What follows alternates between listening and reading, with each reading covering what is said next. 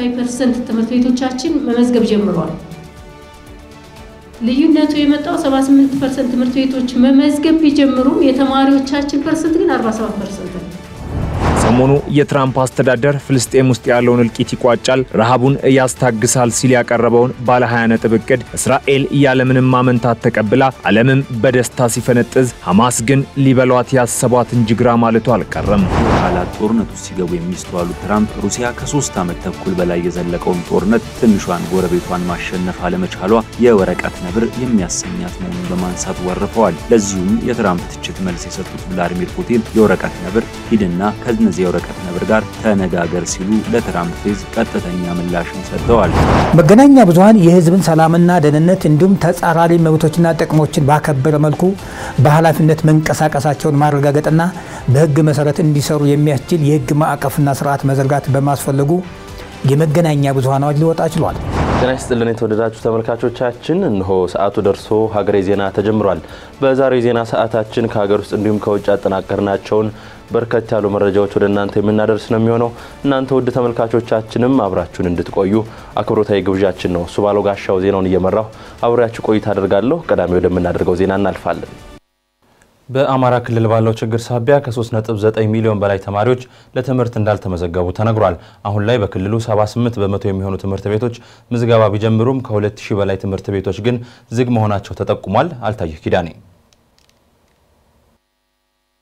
በአማራ ክልል ባለው ሰው ሰራሽና ሰው ሰራሽ ባልሆነ ችግር ሳቢያ ከ3.9 ሚሊዮን በላይ ተማሪዎች አሁንም ድረስ ለትምህርት እንዳልተመዘገቡ ተነግሯል።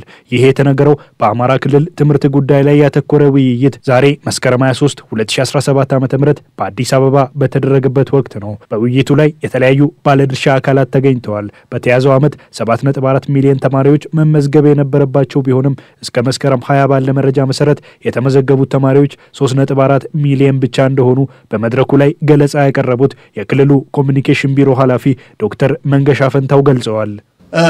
አሁናዊ ሁኔታውን በተለይ ደግሞ መስከረም 22 2018 እዚህ እስከመጣን ያለን መረጃ እንደምታዩት ቅድም እንዳነሳሁት 3.48 ሚሊዮን ህፃናት ከታቀደው ውስጥ 46.32% ማለት ነው አሁን በትምህርት ላይ ያሉት ወደ 7 ነጥብ ምናምን ነው አጠቃላይ መመዝገብ የነበረበት 7.4 ከዛ ውስጥ 3.48 ኦልሞስት ኒረስ ቱ 50% ማለት ነው። ይሄ ነው አሁን በተጨባጭ ትምህርት ቤት ላይ ተመዝግቦ ያለው። ከዚህ በላይ ጮህት ሌላ አጀንዳ የለንም ምንለው ለዚህ ነው። በክልሉ ባለፈው ዓመት 7.1 ሚሊዮን ተማሪዎችን ለመመዝገብ ታቅዶ የነበረም ቢሆን የተመዘገቡት ተማሪዎች 2.8 ሚሊዮን ብቻ እንደሆኑ ኃላፊው አስታውሰዋል።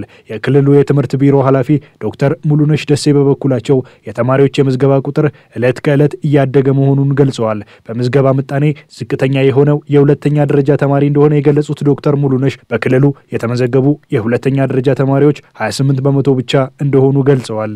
በትምህርት ቤቶች ደረጃ 78% አካባቢ ትምህርት ቤቶቻችን መመዝገብ ጀምሯል። ልዩነቱ የመጣው 78% ትምህርት ቤቶች መመዝገብ ቢጀምሩም የተማሪዎቻችን ፐርሰንት ግን 47% ነው። ከዚህ ውስጥ ከፍተኛው ጉድለት የታየው ሁለተኛ ደረጃ ነው፣ 28% ላይ ነው። ለምን ሚሊዮን እናንተ እንድታግዙ ፈልጋለን። ለምንድን ነው በከፋ ሁኔታ የሁለተኛ ደረጃ ትምህርት ቤት ተማሪዎች ቁጥር በዚህ ልክ የወረደው? በፐርሰንት ስታዩት ቅድም አይታችኋል። ቅድም አንደኛ ከፍ ይላል፣ ከዛ አንደኛና መካከለኛ፣ ከዛ ሁለተኛ ደረጃ ሲመጣ እየቀነሰ ነው የሚመጣው። የሁለተኛ ደረጃ ተማሪዎች እድሜያቸው ስንት እንደሆነ ታውቁታላችሁ። ለምን ይሆን የሚለውን እኛን ያስጠናን ነው በራሳችን መንገድ። እናንተም ደግሞ ለምን የሚለውን ነገር እንድታግዙንና እንዲመጡ አደራ ማለት እንፈልጋለን። በአማራ ክልል 78% የሚሆኑ ትምህርት ቤቶች ምዝገባ የጀመሩም ቢሆን 2445 ትምህርት ቤቶች ዝግ መሆናቸውን ዶክተር ሙሉነሽ አስረድተዋል። በትምህርት ሚኒስቴር የአጠቃላይ የትምህርት ልማት ዘርፍ ሚኒስትር ዴኤታ የሆኑት አየለች ሸቴ በበኩላቸው በሀገር አቀፍ ደረጃ 74% ገደማ ተማሪዎች ተመዝግበው እየተማሩ መሆኑን ጠቅሰዋል። ሚኒስትር ዴኤታዋ በአማራ ክልል ያለው የተማሪዎች ምዝገባ አነስተኛ መሆኑ አሳሳቢ መሆኑን በመጥቀስ ወላጆች የድርሻቸውን እንዲወጡ ጠይቀዋል። በዚህ ዓመት ከያዝነው እቅድ አኳያ እንደ ሀገር 74% ያክል ወደ ትምህርት ገበታ የመጡበት ሁኔታ መኖሩን ማንሳት ወዳለሁ። እዚህ አፈጻጸም ውስጥ በጣም በከፍተኛ ሁኔታ አፈጻጸሙ ወደ ኋላ ቀረ ልንልም የምንችለው አማራ ክልል ያለውን ተሳትፎ ካየን ነው። ስለዚህ እዚህ ጋር ለምንድነው ተማሪዎች ወደ ትምህርት ገበታ የማይመጡት የሚለው ጉዳይ በትኩረት ተይዞ መሰራት ያለበት ነው የሚል እምነት አለኝ። እዚህ ላይ ወላጆች ትልቅ ኃላፊነት አለባቸው። ወላጆች ልጆቻቸውን ወደ ትምህርት ገበታ እንዲመጡ ትልቅ ኃላፊነት አለባቸው የሚል ሐሳብ ማንሳት እወዳለሁ። ይህን ኃላፊነታቸውን ሊወጡ ይገባል። በመድረኩ ተማሪዎች ወደ ትምህርት ገበታ እንዲመጡ የሚዲያ ተቋማት ሚናቸውን መወጣት አለባቸው የተባለ ሲሆን ወላጆችም ልጆቻቸውን እንዲያስመዘግቡ ተጠይቋል። የኢትዮጵያ ቤተ መዛግብትና ቤተ መጻሕፍት አገልግሎት የየም ብሔረሰብ የዘመን መለወጫ ሄቦ በዓልን ምክንያት በማድረግ በየም ዞን ለሚገኙ ትምህርት ቤቶች የትምህርት ማጣቀሻና የሌሎች መጻሕፍት ድጋፍ አድርጓል። መሰል ድጋፎች በብሔራዊ ፈተና የሚገኘውን ውጤት ለማሻሻል እንደሚያግዙ ተነግሯል። ሚኪያስ ኃይሌ የተማሪዎች የማንበብ ባህል ዝቅ ያለ መሆኑ በብሔራዊ ፈተና የሚመዘገበው ውጤት ዝቅተኛ እንዲሆን ማድረጉን የኢትዮጵያ ቤተ መዛግብትና ቤተ መጻሕፍት አገልግሎት አስታውቋል። ተማሪዎች በብሔራዊ ፈተና ላይ የሚያመጡት ውጤት ዝቅተኛ መሆኑ የማንበብ ልምዳቸው ዝቅ ያለ መሆኑን ያሳያል ያሉት የአገልግሎቱ የአብያተ መጻሕፍት መረጃ ሀብቶች መሪ ስራ አስፈጻሚ ስለሺ ፈራው በገጠራማ አካባቢዎች የሚደረጉ የመጻሕፍት ድጋፎች ለውጥ የማምጣት አቅም እንዳላቸውም ገልጸዋል። አገልግሎቱ በተለያዩ የሀገሪቱ ክፍሎች በመንቀሳቀስ የመማሪያና የማጣቀሻ መጻሕፍት እጥረት ባለባቸው የገጠራማ አካባቢዎች ድጋፍ እንደሚያደርግ የገለጹት ስራ አስፈጻሚው የየም ብሔረሰብ ዘመን መለወጫ ሄቦን ምክንያት በማድረግ 2500 የሚሆኑ መጻሕፍት ድጋፍ ማድረጉንም መጠን ዝቅተኛ እንደሆነ ነው ያው በትምህርት ሚኒስቴርም የተገለጸው። ካለፉት አመታት የተሻለ ቢሆንም በዘንድሮ አመትም ያው ዝቅተኛ ነው የሚባል ነው። ደረጃው በጣም አነስተኛ ነው። ስለዚህ ይሄ ደግሞ በእኛ መስሪያ ቤት ግምገማ ስንሄድ ተማሪዎች ብዙ ጊዜ መጻሕፍትን የማንበብ ባህላቸው ዝቅተኛ ነው ብለን ነው የምናምነው። ብዙ ጊዜ ከመጽሐፍ ይልቅ በዘመኑ ባመጣው ጊዜ ኢንፎርሜሽን ቴክኖሎጂ በሞባይሎች ላይ በሌሎችም አንዳንድ ደግሞ እምነት ሊታምኑ የማይችሉ መረጃ ምንጮችን መጠቀምም አስተማሪ በሪፈረንስ የሚሰጣቸው መጽሐፍ ከመጠቀም ይልቅ ሌሎችም ሶርሶችን መጠቀም አንዱ ተጽዕኖ ያሳድራል። ሌላው እንደ በአጠቃላይ የማንበብ ባህሉ ተማሪው ጊዜውም በቤተ መጻሕፍት ገብቶ ቤቱም ሆኖ የጥናት ጊዜ ፕሮግራም አውጥቶ የማንበብ ልምዱ ዝቅተኛ ነው። አዲሱን ስርዓተ ትምህርት መሰረት የተዘጋጁ የመማሪያ እንዲሁም የማጣቀሻ መጻሕፍት እጥረት እንዳለ ያብራሩት የየም ዞን የትምህርት መምሪያ ኃላፊ አማኑኤል ሳምቢ በበኩላቸው በዞኑ የትምህርት መርጃ መሳሪያዎች እጥረት እንዳለ አንስተዋል። ማጣቀሻ መጻሕፍት ደግሞ ስንሄድ በተመሳሳይ ቀደም ሲል የነበሩ በቀድሞ ፖሊሲ የነበሩ መጻሕፍቶች አልፎ አልፎ ትምህርት ቤቶች አካባቢ ነበሩ። እነሱም በቂ አልነበሩም። በአሁኑ ደግሞ ተማሪውን በጣም ያወዛግባሉ። የፖሊሲው ከተቀየረ በኋላ የአሬንጅመንት ለውጦች አሉ፣ የሚጨመሩ የሚቀነሱ አሉ። ያን ተማሪው ካልኩሌት አድርጎ መድረስ ስለማይችል የቀድሞ ማጣቀሻ መጻሕፍቶች ለአሁኑ ተማሪ ብዙ የሚጠቅሙ አይደሉም። በአዲሱ ገና በጣም ሰፊ ክፍተት ያለው በመሆኑ ይሄንንም ያው እየሰራን ያለንበት ሁኔታ ነው ያለው። በአሁኑ ጊዜ ተማሪው በቂ ማጣቀሻ መጻሕፍትም ሆነ የመማሪያ መጻሕፍት አግኝቶ እየተማረ ነው የሚል ግምገማ የለንም። በስርዓተ ትምህርት ትግበራ ላይ የገጠሙ ፈተናዎች ለመቅረፍ በርካታ ስራዎች እየተሰሩ እንደሆኑ የጠቆሙት የዞኑ ዋና አስተዳዳሪ ሽመልስ ችግሮቹ ብዙ ናቸው። አንደኛ ቅድም እንዳልነው ነው የትምህርት ግብዓት ጋር ክፍተት አለ። ከትምህርት ቤቶቻችን ጭምር ችግር ያለባቸው ትምህርት ቤቶች አሉ። ሁለተኛ የመማር ማስተማሩ ሂደት ጋር ያለው ጋፕ አለ። የመማር ማስተማሩ ላይ ያለው ጋፕ ስንል ከመምህራን በኩል የሚታይ ጋፕ አለ፣ ከተማሪዎች በኩል የሚታይ ጋፕ አለ፣ ከወላጆች በኩል የሚታይ ጋፕ አለ።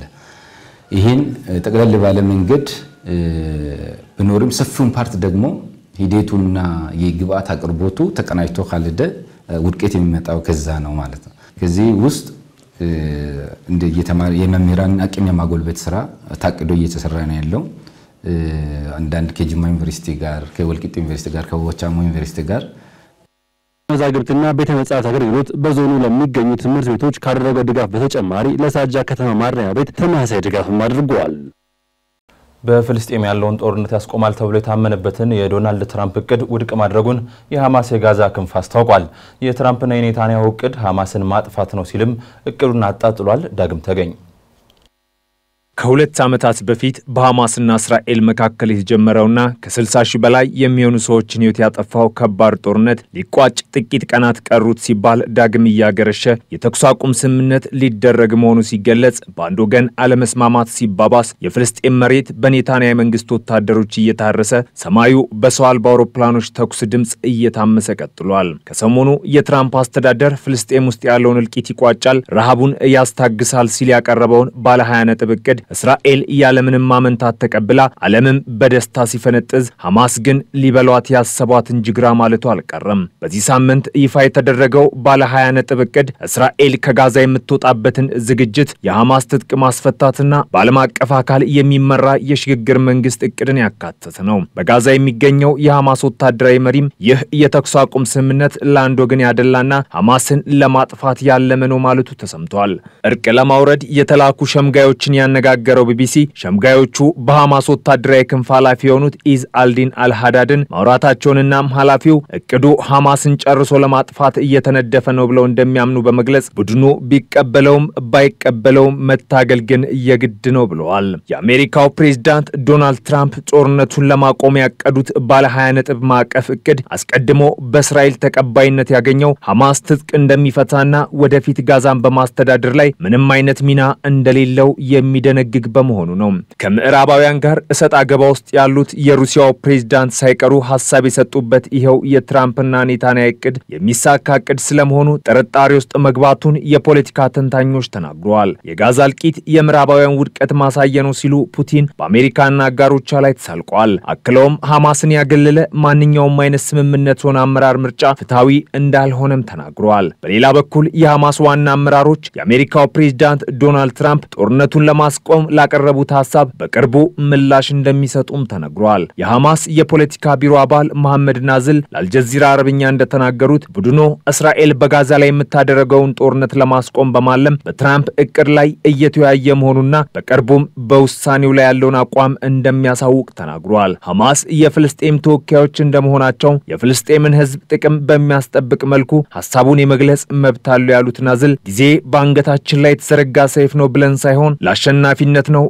የምንነጋገረውም ብለዋል። ፍልስጤማውያን ጦርነቱ እንዲያበቃ ይናፍቃሉ፣ ነገር ግን ብዙዎች እቅዱ እስራኤልን በእጅጉ እንደሚደግፍ ያምናሉ ሲሉም ተናግረዋል። ከዚህ ቀደም በተደረገው ድርድር ሐማስ እስራኤላውያን በረሃብ ከተጠቃው ግዛት ሙሉ በሙሉ ለቀው እንዲወጡ አጥብቆ አሳስበዋል። ይህንን እቅድ ታዲያ በኳታር የሚገኙ አንዳንድ የሐማስ ባለስልጣናትና አመራሮች ማስተካከያ የሚደረግበት ከሆነ ለመቀበል ዝግጁ ናቸው ተብሎም ታምኗል። ሆኖም ታጋቾቹ በተለያዩ ቦታዎች በመኖራቸው በእስራኤል ላይ ጫና ለማሳደር እንዲሁም እቅዱን ለማሻሻል ፈተና ሊሆንባቸው ይችላል ነው የተባለው። እስካሁን ድረስ ታጣቂው ቡድን ሐማስ በፍልስጤም ግዛት ውስጥ 48 ታጋቾችን ይዞ እንደሚገኝ የሚታመን ሲሆን ከነዚህም ውስጥ 20 ያህሉ ብቻ በሕይወት ይኖራሉ የሚል መላምት አለ። ሌላው በሐማስ አባላትና አመራሮች መሃል አለመግባባትን እየፈጠረ ያለው በእቅዱ መሰረት በ72 ሰዓታት ውስጥ ታጋቾችን አሳልፎ የሚሰጡ ከሆነ ብቸኛ የመደራደሪያና ማሸነፊያ ብለው የሚጠሩትን ካርታ አሳልፎ መስጠት በመሆኑ ግራ ተጋብተዋል ሲል ቢቢሲ ዘግቧል። ዶናልድ ትራምፕ በእቅዶች ውስጥ ያሉ ውሎችን ሁሉ እስራኤል ታከብራለች በማለት የሰጡት ዋስትና ቢኖርም ቅሉ ታጋቾችን ከተቀበለች በኋላ ወታደራዊ እንቅስቃሴዋን እንደማትቀጥል በሐማስ ውስጥ ምንም አይነት እምነት እንደሌለ የሚያሳዩ ፍንጮች ወጥተዋል። ለዚህም እንደ ማሳያነት የጠቀሱት የአሜሪካ ወዳጅ ሀገር በሆነችው ዱሃ የተደረገውን ጥቃት በማውሳት ነው። ከአሜሪካና ከአረብ ሀገራት የተውጣጣ ጊዜ ዓለም አቀፍ አረጋጊ ኃይል በጋዛ ይሰማራል መባሉ ደግሞ የሐማስ አመራሮች ይህ ሌላ አይነት ወረራ ነው በማለት ተቃውሟቸውን እንዲያሰሙ አድርጓል። በተጨማሪም የትራምፕ አስተዳደር የእስራኤል ጦር ከጋዛ ሲወጣ ግዛቱን ከእስራኤልና ከግብጽ ጋር በሚያዋስነው አካባቢ ሊኖር የሚችለውን የደህንነት ቀጠና የሚያሳይ ካርታ ይፋ ካደረገ በኋላ ጥርጣሬም ተፈጥሯል። ይህ የደህንነት ቀጠና ማን እንደሚያስተዳድረው በግልጽ ያልተቀመጠ ቢሆንም እስራኤል የምትሳተፍበት ከሆነ ግን ላለመግባባት ለመግባባት መነሻ መሆኑ አይቀርም። የእስራኤሉ ጠቅላይ ሚኒስትር ቤንያሚን ኔታንያሁ በቅዱ ላይ መስማማታቸውን ቢገልጹም ከዚያ በኋላ ግን በርካታ የቅዱን ነጥቦች ወደ ጎን ያደረገ ንግግር አድርገዋል። ይህ በእንዲህ እንዳለም የፍልስጤም ግዛት እያሽቆለቆለ ያለውን ሰብአዊ ሁኔታን አስመልክቶ ዓለም አቀፍ ቅሬታ ቢቀርብም የእስራኤል መከላከያ ሰራዊት በጋዛ ሰርጥ ትልቁን የከተማ አካባቢ ለመቆጣጠር የሚያደርገውን እንቅስቃሴ ቀጥሏል። የዓለም መሪዎች ባለፈው ሳምንት በኒውዮርክ በተባበሩት መንግስታት ድርጅት ጠቅላላ ጉባኤ ላይ ሲሰበሰቡ እስራኤል በውጭ ሀገር ከፍተኛ ዲፕሎማሲያዊ ጫና እያጋጠማትና በርካታ ምዕራባውያን ሀገራት ለፍልስጤም መንግስት እውቅና እየሰጡ ባሉበት ሐማስ የየትኛውም የወደፊት መንግስት አካል መሆን እንደማይችል መጠየቃቸው ደግሞ ግራ አጋቢ መሆኑን ኤቢሲ ኒውስ ዘግቧል። ኔታንያሁም ቢሆኑ ከዚህ ቀደም በተደጋጋሚ እስራኤል ነጻ የፍልስጤም መንግስት እንዲኖር አትፈቅድም ማለታቸውም አይዘነጋም። ፕሬዚዳንት ፑቲን ዶናልድ ትራምፕ ለዩክሬን የረጅም ርቀት ሚሳኤሎችን የሚሰጡ ከሆነ ግጭቱን ወደ አዲስና የበለጠ አደገኛ ደረጃ ከፍ ያደርጉታል ሲሉ አስጠነቀቁ። ይህንን ያሉት የአሜሪካው ምክትል ፕሬዚዳንት ጄዲ ቫንስ ቀደም ብለው ትራምፕ የቶማሃውክ ሚሳኤሎችን ለዩክሬን ለመስጠት እያሰቡ እንደሆነ መናገራቸውን ተከትሎ ነው። አክለውም ፑቲን ከአሜሪካ ጋር ያለውን ግንኙነት ሙሉ በሙሉ ወደ ነበረበት መመለስ እንደሚፈልጉ ገልጸዋል። ኃይለ ገብርኤል ታደሰ። የሩሲያው ፕሬዝዳንት ቭላድሚር ፑቲን የአሜሪካው አቻቸውን ዶናልድ ትራምፕን ለዩክሬን የቶማሃውክ የረጅም ርቀት ሚሳኤሎችን ከሰጡ በዩክሬን ብቻ ሳይሆን በአሜሪካ ሩሲያ ግንኙነት ውስጥም ግጭቱን ወደ አዲስና የበለጠ አደገኛ ደረጃ ከፍ ያደርገዋል ሲሉ አስጠንቅቀዋል። ቶማሃውክ የሚል ስያሜ የተሰጠው የአሜሪካ የረጅም ርቀት ሚሳኤል ከአሜሪካ ወታደራዊ ሰራተኞች ቀጥተኛ ተሳትፎ ውጭ በተጨባጭ ጥቅም ላይ ሊውል አይችልም ያሉት ፑቲን ውሳኔው ተግባራዊ የሚደረግ ከሆነ አሜሪካ በጦርነት ላይ ያላትን ተሳትፎ እንደሚያሳድገው ተናግረዋል። ይህም ግጭቱን ወደ አዲስና የበለጠ አደገኛ ደረጃ ከፍ ያደርገዋል ሲሉ አስጠንቅቀዋል። የአሜሪካው ምክትል ፕሬዝዳንት ጄዲ ቫንስ አለቃቸው ትራምፕ የቶማሃውክ ሚሳኤሎችን ለዩክሬን ለመስጠት እያሰቡበት እንደሆነ ከተናገሩ በኋላ እነዚህ መሳሪያዎች በሩሲያ የኃይል መሰረተ ልማት ላይ ጥቃት ለማድረስ በጥቅም ላይ ይውላሉ የሚሉ መላምቶች በስፋት ሲዘዋወሩ ነበር። ከሩሲያ ባለስልጣናት ጋር የቃላት ጦርነት ውስጥ ሲገቡ የሚስተዋሉት ትራምፕ ሩሲያ ከ3 ዓመት ተኩል በላይ የዘለቀውን ጦርነት ትንሿን ጎረቤቷን ማሸነፍ አለመቻሏ የወረቀት ነብር የሚያሰኛት መሆኑን በማንሳት ወርፈዋል። ለዚሁም የትራምፕ ትችት መልስ የሰጡት ቭላድሚር ፑቲን በጦርነቱ ኔቶ ከዩክሬን ጎን መሰለፉን በማንሳት ከጠቅላላው የኔቶ ቡድን ጋር እየተዋጋን ነው ብለዋል።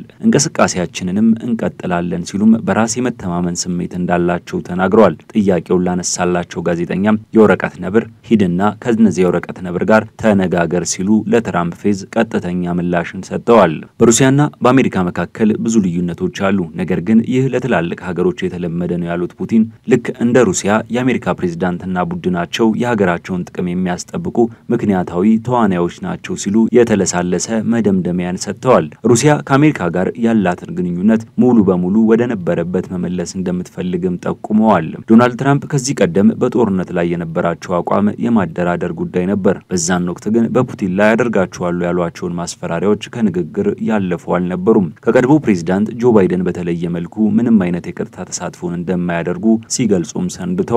በተግባርም የተደራደሩ ጥያቄዎችን በተደጋጋሚ አቀርበዋል። የተኩስ አቁም እንዲያደርጉም ጠይቀዋል። ሆኖም ግን ሰሚ አላገኙም። ሁለቱም ሀገራት እንዲስማሙ ማድረግ እንደከበዳቸው አረጋግጠዋል። የሁለቱን ሀገራት ጦርነት ማስቆም ቀላል ይሆናል ብዬ አስቤ ነበር። ይህንን እንድል ያስቻለኝም ከፑቲን ጋር ያለኝ ግንኙነት ነው ሲሉ የተደመጡት ትራምፕ ሆኖም ግን እንደዛ ሊሆን አልቻለም ብለዋል። ከዚህ በኋላ ነው እንግዲህ ትራምፕ ከሰሞኑ ዜሌንስኪን የሚያስደነገጠ የአቋም ለውጥን ያሳዩት። ባለፈው ሳምንት ዩክሬን ሁሉንም ግዛቶቿን ወደ ነበረበት መመለስ ትችላለች፣ ማን ያውቃል ምናልባትም ከዚያ የበለጠ ትሄዳለች በማለት በርካቶችን ባስደነገጠ መልኩ ተናግረዋል። የአሜሪካ መንግስት ዩክሬን በሩሲያ ውስጥ በጥልቀት እንድትመታ ለማስቻል የተዘጋጀ ነው የሚሉ መረጃዎች ወጥተዋል። ፕሬዝዳንት ትራምፕም በፑቲን ላይ ጨክኑም ከተባሉበት ወቀሳ በመውጣት ተግባራዊ እንቅስቃሴ ውስጥ ገብተዋል ተብሎላቸዋል። ለዚህም ማሳያው ደግሞ ሮይተርስና ዎል ስትሪት ጆርናል አሜሪካ ለኪየቭ የሩሲያ ኃይልና የመሰረተ ልማት ኢላማዎችን መረጃ ለመስጠት ወስናለች ሲሉ ያስነበቧቸው ዘገባዎች ናቸው። በተጨማሪም የኔቶ አጋሮች ተመሳሳይ ድጋፍን እንዲያደርጉ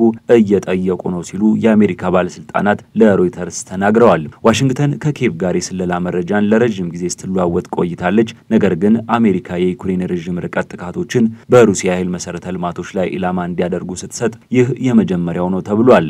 ይህም በነዳጅ ማጣሪያዎች ላይና የኃይል መሰረተ ልማቶች ላይ ጥቃት እንድትፈጽም የሚያስችላት ነው ተብሏል። የዩክሬኑ ፕሬዝዳንት ቮሎዲሚር ዜሌንስኪ በበኩላቸው አሜሪካ የረጅም ርቀት የጦር መሳሪያና የአሜሪካና የሩሲያን ኃይልና የመሰረተ ልማት ኢላማዎችን መረጃ ከሰጠቻቸው ለዩክሬን ጉልህ ማበረታቻ እንደሚሆን ተናግረዋል። ከአሜሪካው ፕሬዝዳንት ዶናልድ ትራምፕ ጋር ባደረጉት ስብሰባ በተለይም ረጅም ርቀት ሚሳኤሎችንና ረጅም ርቀት መሳሪያዎችን በተመለከተ መወያየታቸውን አክለዋል። አሜሪካ ለኪየቭ ስለ ሩሲያ የኃይልና የመሰረተ ልማት ኢላማዎችን መረጃ ለመስጠት መወሰኗን በተመለከተ ክሬምሊን አሜሪካ ቀድሞውኑ ለዩክሬን መረጃ በመደበኛነት እንደምትሰጥ ገልጿል። የሩሲያ መንግስት ቃል አቀባይ ዲሚትሪ ፔስኮቭ ይህ አዲስ ክስተት እንዳልሆነ ተናግረዋል። አሜሪካ ወደ ዩክሬን በመደበኛነት መረጃን ታስተላልፋለች ያሉት ፔስኮቭ የኔቶና የአሜሪካ አጠቃላይ የመሰረተ ልማት አውታሮች ለዩክሬን መረጃን መሰብሰብና ማስተላለፋቸው ግልጽ ጉዳይ ነው ብለዋል።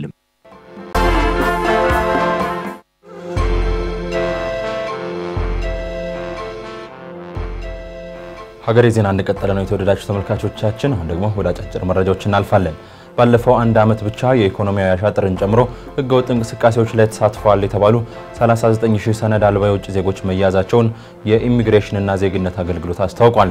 ህጋዊ ሰነድ ሳይኖራቸው የሚንቀሳቀሱ የውጭ ዜጎች በአንድ ሀገር ኢኮኖሚ ጸጥታና ማህበራዊ እንቅስቃሴ ላይ ጉዳት እንደሚያደርሱ የገለጹት የአገልግሎቱ ምክትል ዋና ዳይሬክተር አቶ ጎሳ ደምሴ የተያዙት ሰነድ አልባ ሰዎችም በኢኮኖሚ ላይ አሻጥርን የሚያከናውኑ ህገወጥ ማህበራዊ ክንውን ላይ የተሰማሩና የኢትዮጵያን ደህንነት በሚጎዱ ተግባራት ላይ የተሰማሩ ናቸው ብለዋል። አግባብነት የሌላቸው ሰነዶችን የሚጠቀሙበት ምክንያትም ኢኮኖሚያዊ ጥቅምን ለማሳካት ፖለቲካዊ ፍላጎቶችን ከግብ ለማድረስ የሚሰሩት ስራና እንቅስቃሴያቸው እንዳይታወቅ ከመፈለግ የመጣ እንደሆነ ጠቁመዋል። አገልግሎቱ ጥብቅ ቁጥጥር እያደረገ መሆኑን ማስታወቁንም አሚኮ ዘግቧል።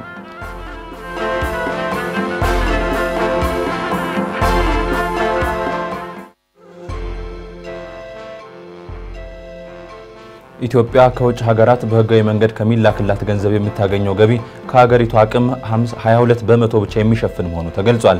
የኢትዮጵያ ንግድ ባንክ ፕሬዝዳንት አቶ አቤሳኖ በደቡብ አፍሪካ ፕሪቶሪያ ከተማ ከሚገኙ ኢትዮጵያውያንና ትውልደ ኢትዮጵያውያን ጋር ባደረጉት ውይይት ላይ እንደገለጹት በአሁኑ ወቅት ከሬሚታንስ እየተገኘ ያለው ገቢ 7.2 ቢሊዮን የአሜሪካን ዶላር ብቻ ነው። አሁን ካለው የገንዘብ ፍሰት ቀሪው 78 በመቶ የሚሆነው ወደ ሀገር ውስጥ እየገባ ለመሆኑን በማንሳት የዲያስፖራው ሙሉ አቅም በአግባቡ መጠቀም ከተቻለ ግን ኢትዮጵያ ከሬሚታንስ በአመት ከ35 ቢሊዮን ዶላር በላይ ገቢ ልታገኝ እንደምትችል አስታውቀዋል። ከዚህ ጋር ተያይዞም ባንኩ በውጭ ሀገራት የሚኖረው ማህበረሰብ ያለውን ትኩረት ለማሳየት በ2018 ዓመተ ምህረት ለዲያስፖራው ማህበረሰብ 50 ቢሊዮን ብር ለማበደር ዝግጅት መደረጉን አስታውቀዋል ሲል ካፒታል ዘግቧል።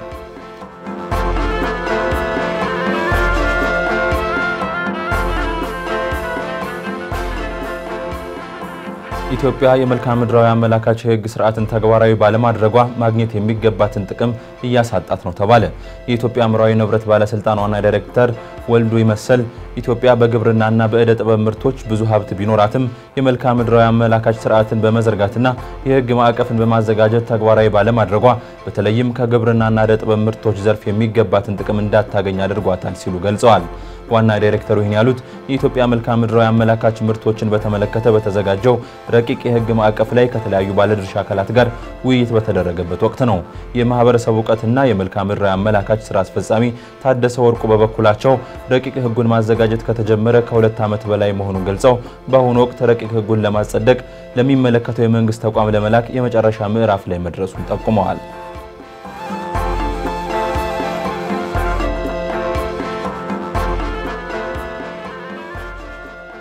ሱዳን ለሳውዲ አረቢያ የ100 ቢሊዮን ዶላር የኢንቨስትመንት ጥያቄ ማቅረቧ ተሰምቷል። የሱዳኑ ጠቅላይ ሚኒስትር ካሚል ኤል ጣይብ ለሳውዲ አረቢያ የቀረበው የ100 ቢሊዮን ዶላር የኢንቨስትመንት ፕሮጀክት በቀይ ባህር ባልተነኩ ሀብቶች ላይ ያተኮሩ መሆናቸውን የገለጹ ሲሆን ይህም በሽርክና የሚለማ ከሆነ ሱዳንና ሳውዲ አረቢያን በዓለም ላይ ካሉ ባለጸጋ ሀገራት ተርታ ሊያሰልፍ እንደሚችል ጠቁመዋል። ከዚህ በተጨማሪም ታላቁ የኢትዮጵያ ህዳሴ ግድብን በተመለከተ ከኢትዮጵያና ከግብጽ ጋር የተደረጉ ድርድሮችን እንደ አዲስ ግምገማ እንደሚደረግባቸው ተናግረዋል። በካይሮም ሆነ በአዲስ አበባ በኩል ቀጥተኛ ዲፕሎማሲያዊ ንግግር እንደሚደረግም ጠቁመዋል ሲል አፍሪካ ኒውስ ዘግቧል።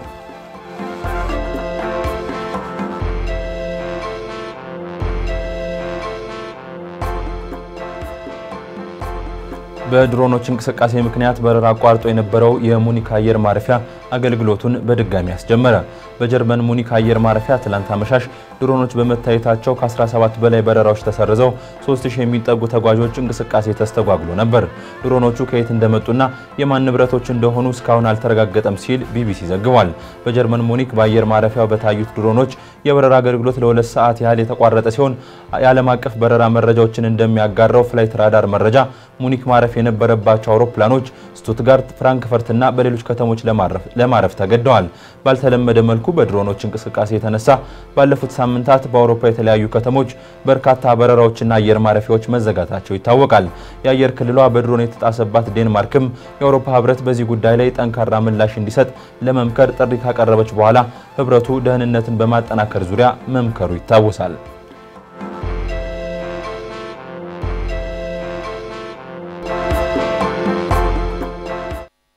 ማንኛውም በነዳጅ የሚሰራ የጭነት ተሽከርካሪ ወደ ሀገር ውስጥ ማስገባት ተከልክሏል። በአንጻሩ ደግሞ ማንኛውም ባለሀብት ጋዝ የሚጠቀሙ ቦቴዎችና ከባድ ተሽከርካሪዎችን የሚያስገባ ከሆነ ከቀረጥ ነፃ እንዲያስገባ አስፈላጊው ድጋፍ እንደሚደረግለት ጠቅላይ ሚኒስትር አብይ አህመድ አስታውቀዋል። ምህረት ደግፍ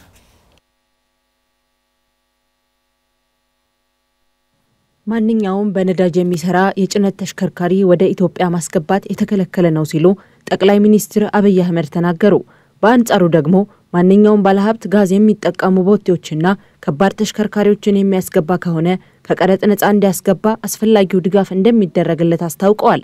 ጠቅላይ ሚኒስትሩ ይህንን ያሉት የኦጋዴን ፈሳሽ የተፈጥሮ ጋዝ ፕሮጀክት የመጀመሪያ ዙር ምርቃትና ሁለተኛ ዙር ማስጀመሪያ መርሃ ግብር ላይ ነው። በተጨማሪም በአንድ ጊዜ ውስጥ 2000 የሚጠጉ ወደ አዲስ አበባ ከተማና ወደ ክልል የሚሄዱ ባሶች አሁን ከሚጠቀሙት ነዳጅ ወደ ጋዝ እንቀይራለንም ብለዋል። ከዛሬ ጀምሮ ነዳጅ የሚጠቀሙ ማንኛውም ትራክ ወደ ኢትዮጵያ ማስገባት የተከለከለ ነው። በዚህ ዓመት ቢበዛ በአንድ ዓመት ጊዜ ውስጥ 2000 የሚጠጉ የአዲስ አበባ ከተማና ወደ ክልል የሚሄዱ ባሶች አሁን ከሚጠቀሙት ነዳጅ ወደ ጋዝ እንቀይራለን። እነዚህ 2000 መኪናዎች ሲቀየሩ የትራንስፖርት ዋጋ ቢበዛ ወይም ቢያንስ አሁን ካለው በ50% በሚቀጥለው ዓመት እንቀንሳለን።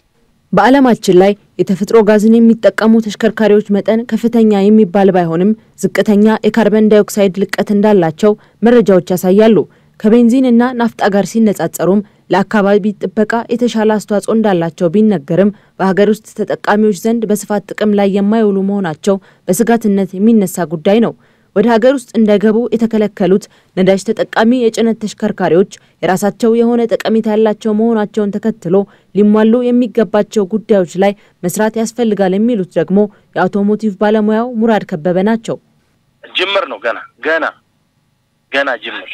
አሁን የኛ የእድገት ሁኔታ እንደ መንግስት አፍጥኖት ነገሮችን እንትን አለ እንጂ በሌሎች ሀገሮችም ያልጀመሩ አሉ የጀመሩ አሉ። ግን ፍጥነቱ በጣም ቀስ ብሎ እየሄደ ነው። በሙከራ ደረጃ ላይ ያለን አሁን እንግዲህ መንግስት ምናልባት ከሚያወጣው የነዳጅ ሁኔታ አንፃር አስበው ከሆነ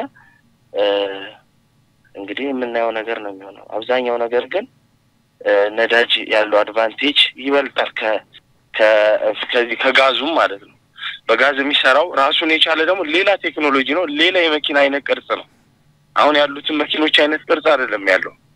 በቃ ትልቁን የኮንስትራክሽን አገሪቷን ኢኮኖሚ ያቃናለው ሽኖትራክ ምንም ክርክር የለውም። አሁን ይቅር ሲባል አደጋ የሚያደርስ ቆን የገቡት ገብተው እየሰሩ ያሉት አደጋ የሚያደርሱበትን ነገር ማስተካከያ ነገር እንዳገር ከታሰበ መደረግ አለበት። ነገር ግን እነዛ አይግቡ ተባለ ሌሎቹ ከዚህ በኋላ ያሉት የገቡት ግን እየሰሩ ነውና እንደዚህ ለችግሩ መፍትሄ ሳሰጪው ያ መግባቱ ማስቆሙ ነው ብዙ ተገቢ ነው አለ። ሙሉ በሙሉ ከመዝጋት ይልቅ ቀረብ ያሉትን 24 25 23 እነዚህ በጣም አዳዲስ መኪኖች አሉ ሌላው ዓለም ላይ እየገቡ ያሉ ማለት አሜሪካም ጭምር ይሄን እየተጠቀሙ ነው። 100% ከመዝጋቱ ይልቅ እንደዚህ እንትን ቢያደርጉ ጥሩ ነው። ኢትዮጵያ 10 ቢሊዮን ዶላር ወጪ ያደረገችበትና ለመጀመሪያ ጊዜ የሆነውን የኦጋዴን ፈሳሽ የተፈጥሮ ጋዝ ፕሮጀክት የመጀመሪያ ምዕራፍ በትላንትናው ዕለት ያስመረቀች ሲሆን በአመት 111 ሚሊዮን ሊትር ማምረት የሚችል መሆኑም ተገልጿል።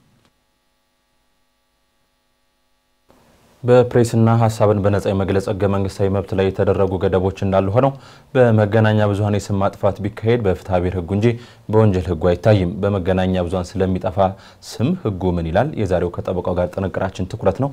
ተከታትለን እንመለስ።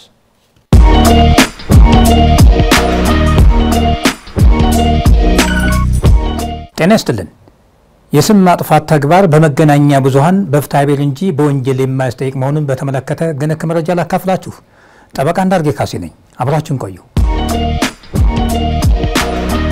አንድ አዋጅ ሲወጣ የአዋጁ አጠቃላይ ዓላማ የሚንጸባረቅበት ክፍል የአዋጁ መግቢያ ሲሆን በዚህ መሰረት የመገናኛ ብዙሃንን አዋጅ ለማውጣት ገፊ ምክንያት ተደርጎ የተያዘው በኢትዮጵያ ህገ መንግስት እንዲሁም በኢትዮጵያ ላይ ግዴታ የሚጥሉ ዓለም አቀፍ የሰብአዊ መብቶች ስምምነቶች የተረጋገጠውን ሐሳብን በነጻነት በተሟላ መልኩ ተግባራዊ ለማድረግ ከማህበራዊ፣ ኢኮኖሚያዊ፣ ፖለቲካዊና ከቴክኖሎጂ እድገት ጋር የሚጣጣም ህግ ማውጣት በማስፈለጉ ሐሳብን በነጻነት የመግለጽና የመገናኛ ብዙሃን መብቶች በህገ መንግስቱ የተረጋገጡ ሌሎች ሰብአዊ መብቶችንና ነጻነቶችን ለማረጋገጥ ያላቸውን ፋይዳ በመገንዘብና በሀገራችን ዲሞክራሲ ስርዓትን ለመገንባት የሚደረገው ጥረት ስኬታማ እንዲሆን መገናኛ ብዙሃን የሚጫወቱት የማይተካ ሚና በመረዳት ይህን ሁኔታ ሊያስተናግድ የሚችል ህግ ማውጣት በማስፈለጉ መገናኛ ብዙሃን የህዝብን ሰላምና ደህንነት እንዲሁም ተጻራሪ መብቶችና ጥቅሞችን ባከበረ መልኩ በኃላፊነት መንቀሳቀሳቸውን ማረጋገጥና በህግ መሰረት እንዲሰሩ የሚያስችል የህግ ማዕቀፍና ስርዓት መዘርጋት በማስፈለጉ የመገናኛ ብዙሃን አዋጅ ሊወጣ ችሏል። ከዚህ ላይ ልብ ሊባል የሚገባው የመገናኛ ብዙሃን የወጣበትን ገፊ ምክንያቶች እንደወረደ ከመግለጽ ያለፈ ስላተገባበሩ አላነሳንም። ወደ ዋናው ርዕሰ ጉዳያችን ስንመለስ የስም ማጥፋት ተግባር በመገናኛ ብዙሃን ሲፈጸም ከፍትሐ ብሔር ኃላፊነት በስተቀር በወንጀል የማያስጠይቅ መሆኑን የመገናኛ ብዙሃን ህግ በግልጽ ደንግጓል። ወደ ዝርዝር ጉዳዩ ከመግባታችን በፊት የመገናኛ ብዙሃን አዋጁ ለራሱ ለመገናኛ ብዙሃን የሰጠውን ትርጉም እንመለከታለን። የመገናኛ ብዙሃን ማለት በየጊዜው የሚወጡ ህትመትን፣ የብሮድካስት አገልግሎትንና የበየነ መረብ የመገናኛ ብዙሃንን በመጠቀም የዜና ወይም የፕሮግራም ወይም የዜናና የፕሮግራም አገልግሎት ለህዝብ ለማቅረብ የተቋቋሙ አካላት ሲሆኑ መጽሐፍትን፣ ማህበራዊ መገናኛ ብዙሃንን፣ ጦማሮችንና በየጊዜው የሚወጣ ህትመት አካል ያልሆኑ ፎቶ፣ ስዕልና ካርቱንን ሳይጨምር የዜና አገልግሎት ድርጅቶችን ያካትታል። የበየነ መረብ መገናኛ ብዙሃን ማለት በመገናኛ ብዙሃን አገልግሎት አቅራቢው ይዘት ላይ የመወሰን ኃላፊነት ስር ዋነኛ ስራው ዜናና ፕሮግራምን መሰብሰብ፣ ማዘጋጀት፣ ማጠናከርና ማሰራጨት በሆነ ድርጅት በኢንተርኔት አማካኝነት የሚሰራጭ ምስል፣ ድምጽ፣ ቪዲዮና የድረገጽ ጽሁፍን በመጠቀም ወይም እነዚህን በማቀናጀት መረጃ የማስተላለፍ አገልግሎት ነው። ፌስቡክ፣ ቲክቶክ፣ ቴሌግራምና መሰል የኤሌክትሮኒክስ ሚዲያዎችን ይጨምራል። ምንም አይነት የህዝብ ጥቅም በሌለበት በግለሰቦች ላይ ከሚፈጸም በስተቀር የመጉዳት ሐሳብ ከሌለና የንግግሩ ይዘት እውነተኛ የሆነ እንደሆነ የንግግሩን እውነተኛነት ለማረጋገጥ ተቀባይነት ያላቸውን አካሄዶችና መንገዶች ሁሉ ተጠቅሞ ያገኘው መረጃ ትክክለኛ እንደሆነ በቅንነት በማመን ያደረገው ንግግር ከሆነ ወይም ለህዝብ ጥቅም ሲባል የተደረገ ንግግር ከሆነ በስም ማጥፋት ተፈረጀው የፍትሐ ብሔር ተጠያቂነት አያስከትሉም። ከመገናኛ ብዙሃን ህጉ ስንነሳ የስም ማጥፋቱ ተግባር የህዝብ ጥቅም ካለበት በመገናኛ ብዙሃን ላይ የሚጣለው የህሊና ጉዳት ካሳ ከብር 300 ሺህ ሊበልጥ አይችልም። የህሊና ጉዳት ካሳ ሲወሰን የመገናኛ ብዙሃንን የትርፍ ሁኔታ፣ የደረሰውን የጉዳት መጠንና የሚወሰነውን ካሳ በመገናኛ ብዙሃን ህልውና ላይ ያለውን ተጽዕኖ ከግምት ውስጥ ማስገባት አለበት። የህዝብ ጥቅም ሲባል የህዝብ ጥቅም ማለት ከግል ወይም ከጥቂት ቡድኖች የጥቅም ፍላጎት በተቃራኒ የማህበረሰቡን የደህንነት፣ የምጣኔ ሀብት፣ የባህል፣ የፖለቲካና መሰል ተፈጥሮ ያላቸውን ጥቅሞች ጨምሮ የሰፊው ህዝብ ተጠቃሚነት ነው በሚል የመገናኛ ብዙሃን አዋጅ ትርጉም ይሰጠዋል። አመሰግናለሁ።